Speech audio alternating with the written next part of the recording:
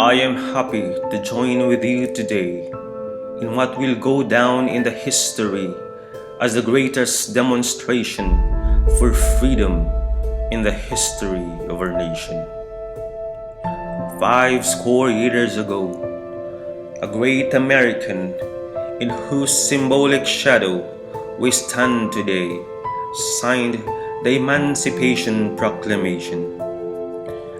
This momentous decree is a great beacon light of hope to millions of Negro slaves who had been seared in the flames of withering injustice. It came as a joyous daybreak to end the long night of their captivity. But 100 years later, the Negro still is not free. 100 years later, the life of the Negro is still badly crippled by the manacles of segregation and the chains of discrimination. 100 years later, the Negro lives on a lonely island of poverty in the midst of a vast ocean of material prosperity. 100 years later, the Negro is still languished in the corners of American society and finds himself in exile in his own land. So we've come here today to dramatize a shameful condition. In a sense, we've come to our nation's capital to cash a check. When the architects of our republic wrote the magnificent words of the Constitution and the Declaration of Independence, they were signing a promissory note to which every American was to fall heir. This note was a promise that all men, yes, black men as well as white men, would be guaranteed the unalienable rights of life, liberty, and the pursuit of happiness. It is obvious today that America has defaulted on this promissory note insofar as her citizens of color are concerned. Instead of honoring this sacred obligation, America has given the Negro people a bad check. A check which has come back marked insufficient funds. But we refuse to believe that the Bank of Justice is bankrupt. We refuse to believe that there are insufficient funds in the great vaults of opportunity of this nation.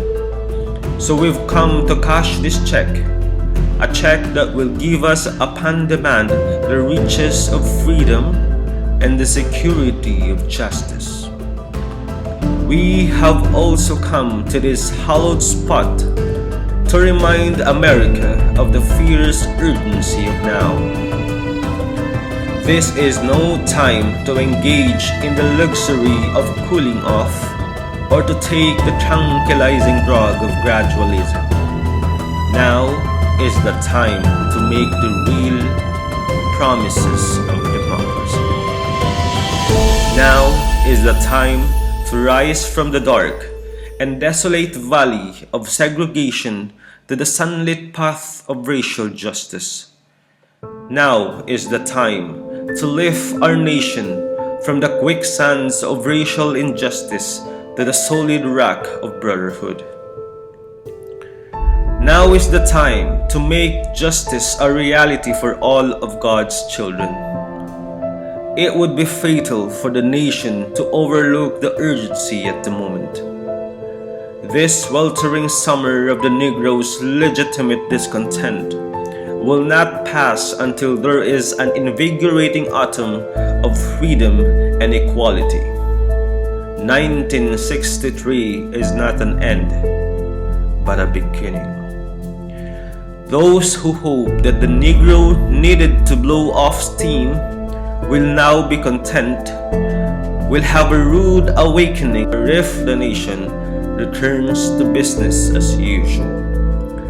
There will be neither rest nor tranquility in America until the Negro is granted his citizenship rights. The whirlwinds of revolt will continue to shake the foundations of our nation until the bright days of justice emerge. And that is nothing that I must say to my people, who stand on the worn threshold which leads into the palace of justice. In the process of gaining a rightful place, we must not be guilty of wrongful deeds. Let us not seek to satisfy our thirst from freedom by drinking from the cup of bitterness and hatred. We must forever conduct our struggle on the high plane of dignity and discipline. We must not allow our creative protest to degenerate into physical violence. Again and again, we must rise to the majestic heights of meeting physical force with soul force.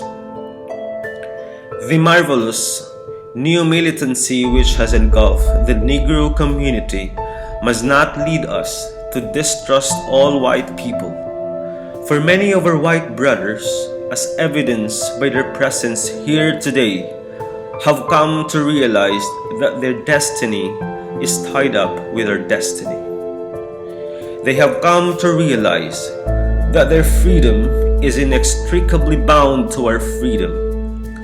We cannot walk alone. As we walk, we must make the pledge that we shall always march ahead. We cannot turn back. There are those who are asking the devotees of civil rights, when will you be satisfied?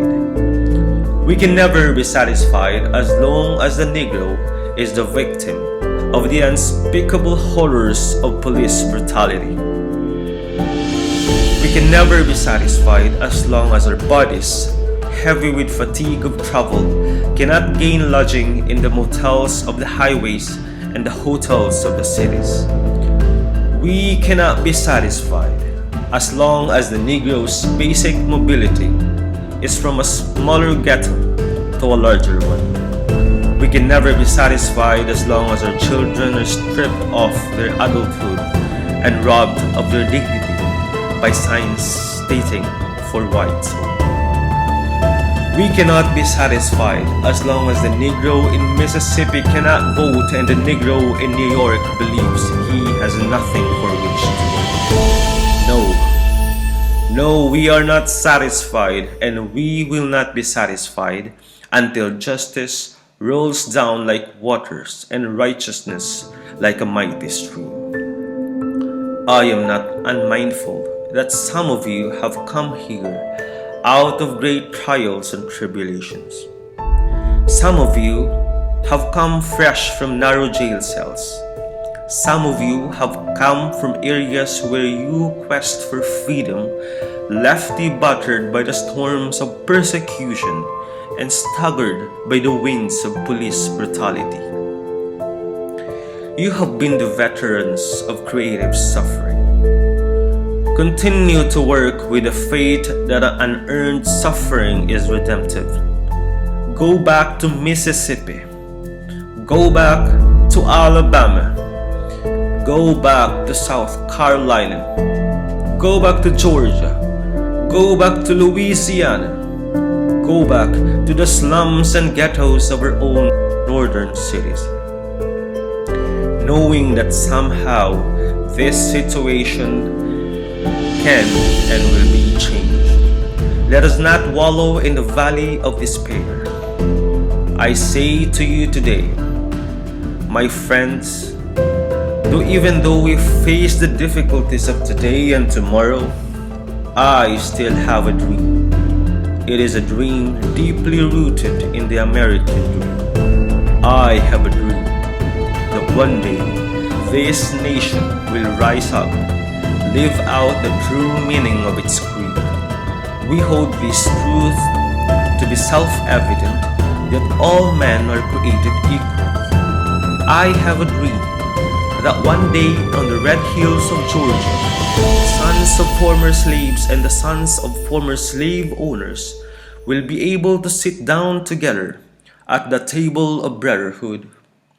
I have a dream that one day even the state of Mississippi, a state sweltering with the heat of injustice, sweltering with the heat of oppression, will be transformed into an oasis of freedom and justice. I have a dream that my 4 little children will one day live in a nation where they will not be judged by the color of their skin, but by the content of their character.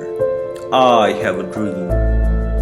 I have a dream that one day in Alabama, with its vicious racists, with its governor having his lips dripping with a position and nullification, one day right there in Alabama, little black boys and black girls will be able to join hands with little white boys and white girls as sisters and brothers.